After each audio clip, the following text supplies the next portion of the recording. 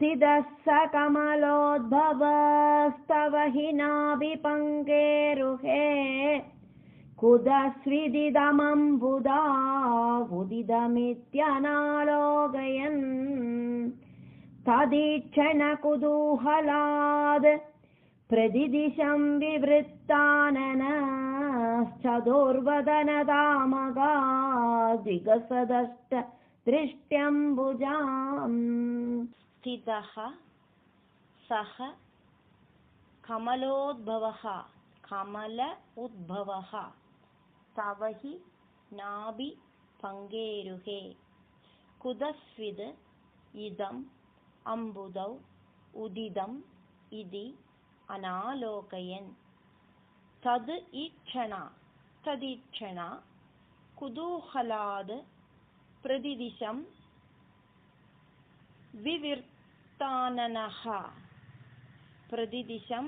विवृत्ताननः चतुर्वदनताम् अगाद् विकसद् अष्टदृष्टि अम्बुजाम् महार्णवविगूर्णिदं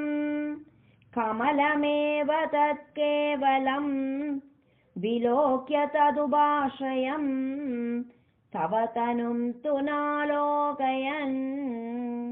क एष कमलोदरे महदि निस्सहायो ह्यहं कुतस्विदिदमम्बुजं समजनीति चिन्तामगाद् महार्णव विगूर्णिदं कमलम् एव तद् केवलं विलोक्य तद् उभाश्रयं तव तनुं तु नालोकयन् कः एषः कमलोदरे महदि निस्सहायः हि अहं कुतस्विद् अम्बुजं समजनि इति चिन्ताम् अगाद् अमुष्य हि सरोरुहा किमपि कारणं सम्भवेदिति स्म कृतनिश्चय सगलुनाळरेन्द्राध्वना स्वयोगबलविद्यया समवरूढवान् प्रौढति स्तुदीयमतिमोहनं न तु कळे परं दृष्टवान् अमुष्य हि सरोरुहः किमपि कारणं सम्भवेत् इति स्म कृतनिश्चयः सः गलु नाळरेन्द्राध्वना स्वयोगबलविद्यया समवरूढवान् प्रौढति त्वदीयम् अतिमोहनं न तु कळेपरं दृष्टवान् ततः सकलनाळिका विवरमार्गगो मार्गयन् प्रयस्य शतवत्सरं किमपि नैव सन्दृष्टवान् निवृत्य कमलोदरे सुगनिषण्ण एकाग्रते समाधिबलमाददे भवदनुग्रहैकाग्रही ततः सकलनाळिका विवरमार्गगः मार्गयन् प्रयस्य शतवत्सरं किमपि न एव सन्दृष्टवान् निवृत्य कमलोदरे सुगनिषण्ण एकाग्रदीः समाधिबलम् आददे भवद् अनुग्रहैकाग्रही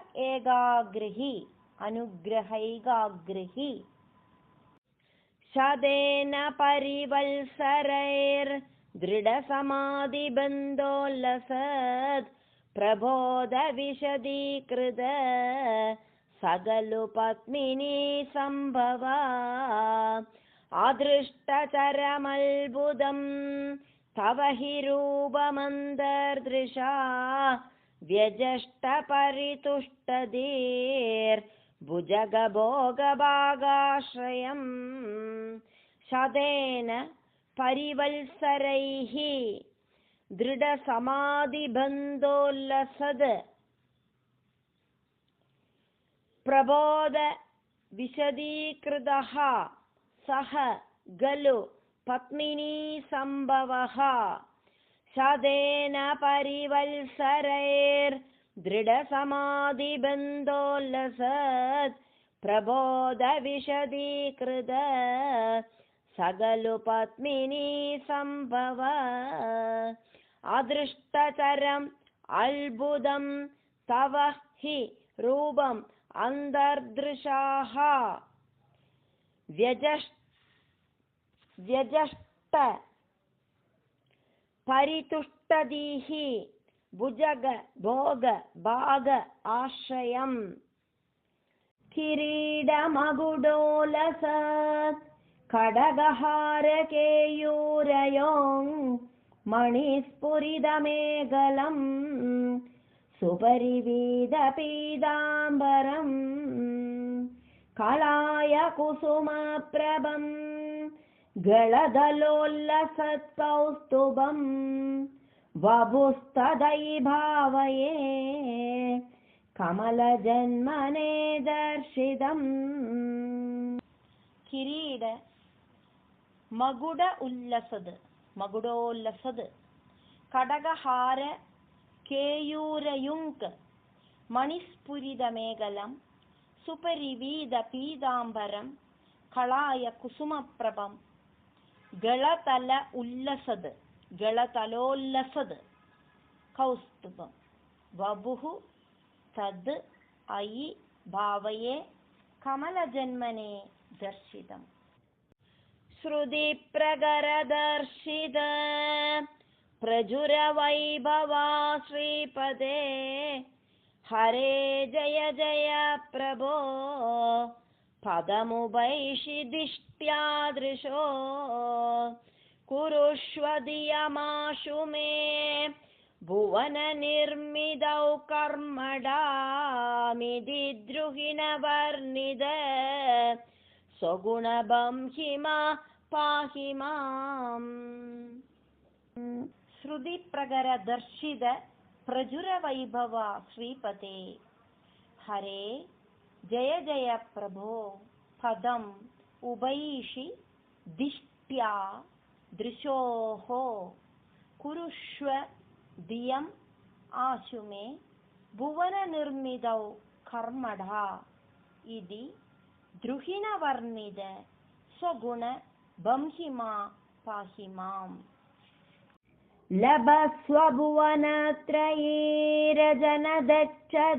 लभस्वभुवनत्रयीरजनदक्षदामक्षदाम् गृहाणमदनुग्रहम् कुरुतपश्च भूयो विदे भवत्वखिलसाधने मयि च भक्तिरत्युत्कटेत्युदीर्य गिरमाददा मुदितचेतसं वेदसम् लभस्व भुवनत्रयी रजन दक्षदाम् अक्षदां गृहाण मदनुग्रहं कुरु तपः च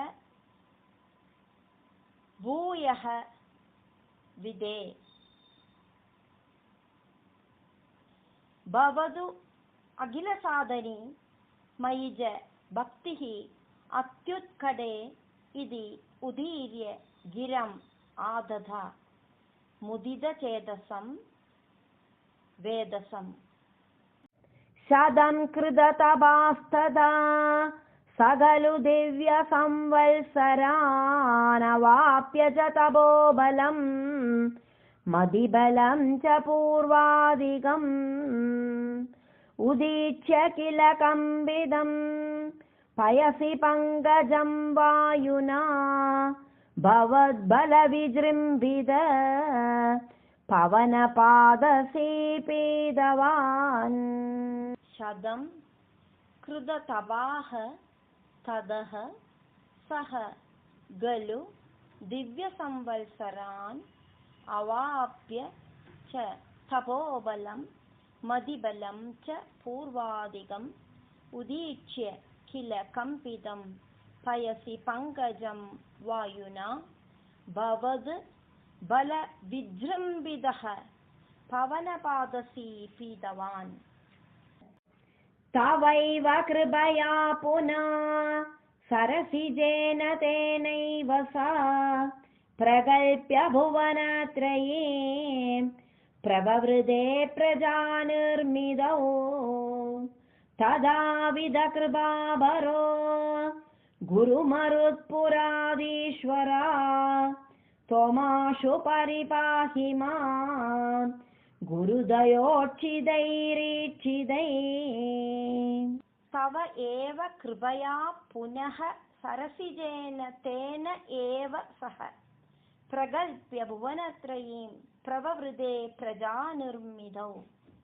तदाविद कृपाबरो गुरुमरुत्पुराधीश्वरा त्वम् आशु परिपाहि मां गुरुदयोच्चिदैः ईच्चिदैः।